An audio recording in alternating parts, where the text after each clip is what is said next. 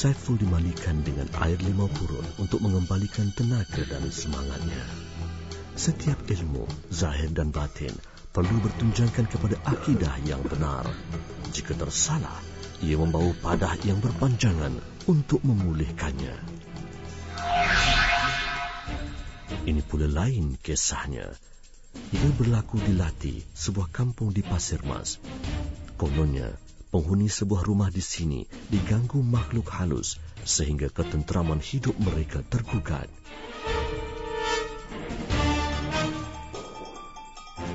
Mereka meminta bantuan Zaitun untuk menyelesaikan masalah itu.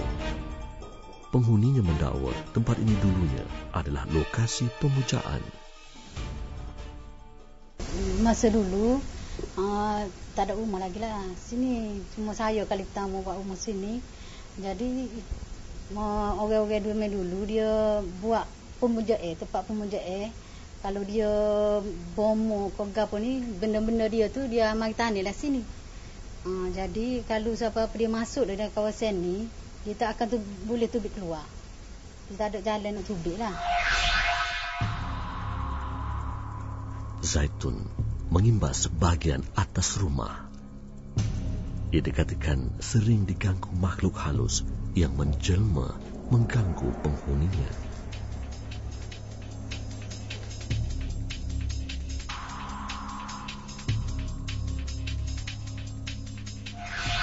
Anak yang sulung saya, dia tidur bilik tengah.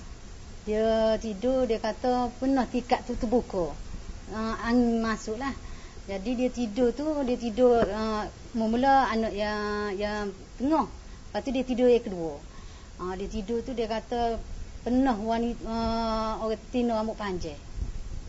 Dia nampak lah orang tino rambut panjang mari tu. Lepas tu dia ingat sendiri lah, dia takut. Lepas tu tak pernah. Lepas tu pernah mak saya mai tidur sini. Dia tengok nak orang zaman-zaman dulu. Dia tidur tu dia pernah tengok nak orang zaman dulu timbul belakang, tak ada kepala lah, macam-macam lah. Dia kata orang muka uduh. Jadi dia pun tidur, jadi dia tak lihat tidur. Jadi dia marilah wanita jubah itu, wanita tua. Dia kata kalau nak juga tidur datang ni kena ambil kain kuning. Jadi mak saya pun turunlah ambil kain kuning, dia pun tidur balik. Jadi boleh tidur. Imbasan demi imbasan dilakukan. Penghuni kediaman ini memberitahu punca asalnya bermula daripada sebatang pohon di belakang rumahnya.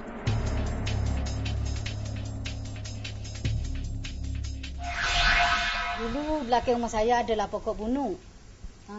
Jadi pokok bunuk tu, mula saya mari tu, pokok bunuk tu memang dia subuh lah. Saya pun nak bakar lah. Orang kata tempat tu ada benda. Jadi ada benda tu, saya pun dengan suami saya gigilah bomo. Gi bomo tu Tok Bomo kata ambil lah mucuk 7 mucuk. Dah selama ni saya bakar dengan menggunakan tayar. Tak hangus. Tak hangus sikit rambut nah. Jadi saya pun pergi Tok Bomo tu, Tok Bomo kata terak ikhtiar ambil mucuk 7 mucuk. Saya pun bakar api waktu maghrib. Saya bakar api, saya tok dia mucuk tu. Datang dekat bakar api tu. Lepas tu hangus.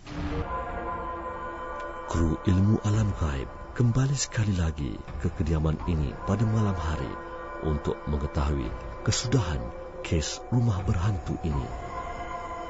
Jiwa kami agak gusar melihat keadaan sekeliling yang menyeramkan.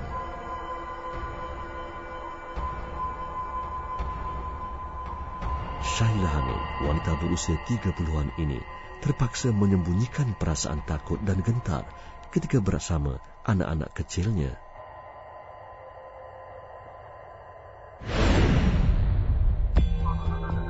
Kami membawa Naqiuddin Muhammad Ghazali, seorang pemuda dari Kota Baru, dengan harapan dia dapat membantu penghuni rumah daripada gangguan jin yang mendominasi kediaman ini.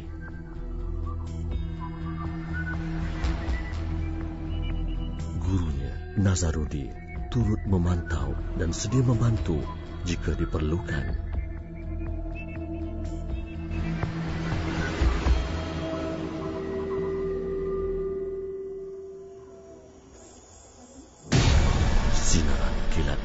ada lagi kebimbangan kami yang menyaksikan gerak langkah Nakiuddin. Kami tidak mengetahui siapakah yang ditikamnya. Hanya Yang Maha Esa mengetahui siapakah yang berdepan dengan Nakiuddin.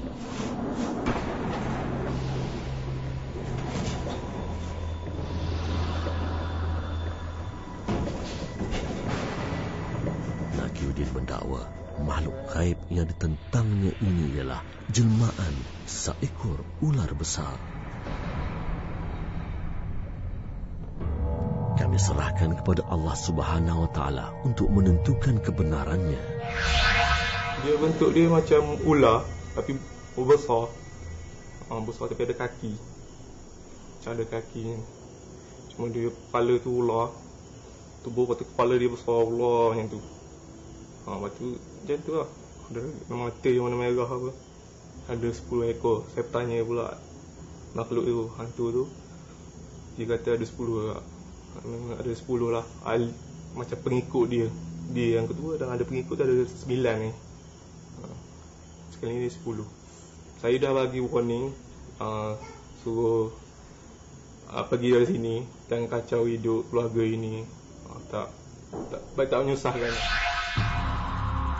Jin dan syaitan tidak akan mendiamkan diri daripada mengganggu gugat hati, jiwa dan pemikiran manusia, kerana itulah perjanjian mereka dengan Allah Subhanahu Wa Taala. Mutaakhir ini kita sentiasa mendengar orang memburu jin. Adakah jin ini seperti binatang buruan? Boleh ditembak, boleh dijerat, boleh ditangkap dan sebagainya. Ini yang menjadi persoalan. Ini yang menjadi persoalan. Kita kena ingat bahawa apabila sesuatu itu kita tak boleh nampak, bagaimana kita nak buru dia? Kalau kita memburu seekor rusa, kita nampak rusa itu, kita boleh tembak. Kita boleh tangkap, kita boleh jerat dan sebagainya. Tetapi kalau jin ini kita tak nampak, kita nak buru macam mana? Kita nak buru macam mana? Sebab Allah Subhanahu Wa Taala berfirman dalam Quran, innahu yarakum huwa wa qabiluhu min haitsu la tarawnahum. Sesungguhnya iblis boleh melihat kamu, kamu tidak boleh melihat iblis. Jadi, pendapat ulama menyatakan bahawa jin tidak boleh kita buru dan kita tangkap bubuh dalam sangkar. Sebab dia jisimnya bukan macam manusia. Jisimnya bukan manusia. Tapi ada juga ulama yang menyatakan boleh ditangkap. Boleh dimasukkan dalam botol dan sebagainya. Tetapi di sana kita perlu lihat. Ada nas masing-masing yang mereka gunakan. Adakah jin boleh dibunuh? Boleh disembelih dan sebagainya? Ini juga khilaf ulama. Adakah jin mati? Ini juga khilaf ulama. Kalau berdasarkan kepada satu ayat Quran, Allah Subhanahu Wa Taala menyatakan ketika mana iblis meminta tangguh umurnya supaya panjang, ketika mana Allah Subhanahu Wa Taala memurkai iblis dengan sebab iblis tak mau sujud kepada anak Adam, maka iblis kata, bagilah aku satu permintaan. Kamu lulus ya Allah permintaanku ini, qala anzirni ila yaumi yub'atsun. Qala innaka minal munzarin. Ya Allah ya Tuhanku, aku minta satu permintaan supaya kamu panjangkan umur aku sampai hari kiamat, kamu jangan matikan aku. Maka Tuhan jawab apa pada iblis? Qala innaka minal munzarin. Sesungguhnya aku lulus permohonan kamu iblis, kamu tak akan mati sampai hari kiamat. Berdasarkan kepada ayat ini, dan jamhurul ulama menyatakan bahawa iblis itu tidak mati dan iblis itu tidak boleh disembelih. Tetapi kemungkinan juga ada orang yang menyembelih iblis. Dia menyembelih iblis itu di alam kita. Di alam manusia ini. Masuk iblis ke alam dia, dia hidup balik.